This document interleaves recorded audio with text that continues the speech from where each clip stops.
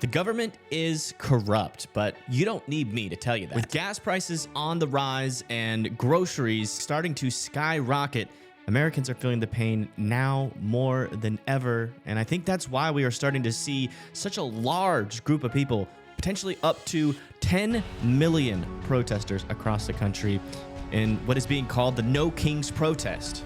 Voting is resistance, yes? But what is it like going to one of these protests? Is it all people throwing chairs and throwing Molotov cocktails, burning down buildings, punching people in the face, shouting people down, cops throwing tear gas everywhere? Or do people just give speeches? Doesn't it seem like they aren't even really trying anymore? Tommy Tuberville is trying to get himself elected as governor, and he doesn't even live here? We do not exist to be exploited for their personal gain, right?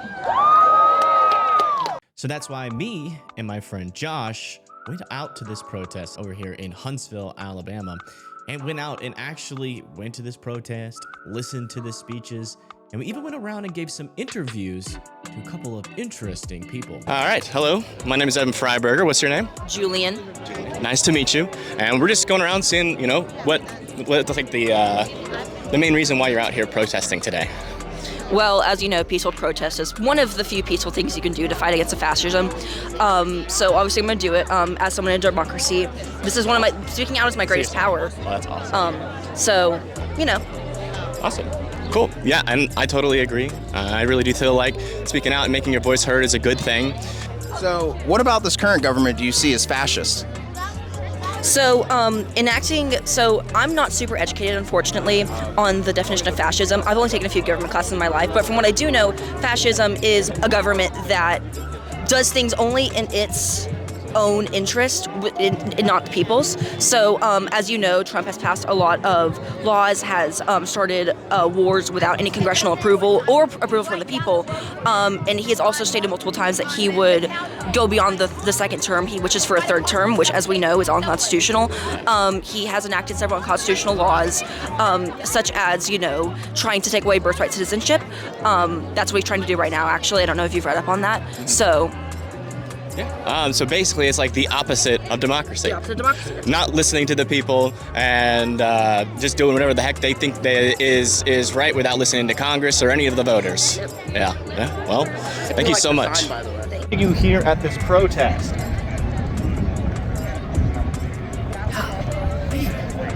And that was a racist fish. Holy shit, let's move on. Hello, my name is Evan Freiberger, and we are speaking with Jared Sluss. And you are running for State Senate in District 7? Yep, State Senate, District 7. All right. And what are the things that you are running on? I'm running on three things. It's transparent healthcare, a life you can afford, and investing in pre-K, not prisons. Okay. And exactly what do you mean by a life that you can afford? Like, what are you going to be, like, what are some of the policies that you're going to be implementing there? Because I think that's what a lot of people would probably be interested at this point. Yes. Yeah, part of the reason I say transparent healthcare is because that's a way we can make healthcare affordable. I think for groceries, we're one of 3 states that taxes groceries, and so we just need to eliminate the grocery tax. For utility, there needs to be public rate, I believe it's called rate changes, but basically we haven't had public meetings in 40 years when it involves the rates that Alabama Power charges us. And so that has to be fixed as well. And then I've worked in affordable housing for the last 9 years. It's something I'm very familiar with. And so there's a ton we can do at the state level to make sure that people can actually afford to live and stay here. So I'm not sure if you get this question a lot, but what do you think about AI? And like if a big corporation wanted to bring a big old AI data center in here, what would you think about that? No, I mean, I think it has to benefit the constituents, and so many of the AI centers currently are just driving up utility costs. And so there has to be a very clear, discernible benefit to the people it surrounds. And right now, that just isn't the case for a vast, vast majority of them. Also, they just do not employ enough people to justify the environmental destruction it costs. But again, it's just everything. The two things I say often in this campaign is you deserve a life you can afford, and you deserve policies that love our neighbors. Just mindlessly voting for new AI centers isn't going to accomplish that. And one kind of funny, stupid question. Do you think dogs should have the right to vote? I don't, but over the next couple of weeks, you'll see my sweet rescue dogs, Benji and Poppy. They're small little white fluffy dogs. They're very adorable, and they They can't vote, but there maybe one more reason to vote for me is that I have sweet rescue dogs. So. Okay. And what do you think about some of the medicinal marijuana policies in this area? Yeah, it should be just legal across the state. It's very frustrating to me that something like, for example, opioids, who's killed tens of thousands of people across this nation, that's very legal. But plenty of veterans in this state and across the country would love to take medicinal marijuana instead of that, which is far and infinitely safer. And so I just think it's a common sense thing. I think it's a moral thing. It doesn't make any fiscal sense unless you're, a pharmaceutical company that benefits off the current system, and so that has to change. It's also hurt our farmers. Like, that is a very clear way that we can help support more uses for our workforce and in growing our economy as well. So. Okay. And then last question: who is funding your campaign? It's going to be small dollar donors. I'm not asking anyone to give in a situation where I haven't myself being willing to sacrifice.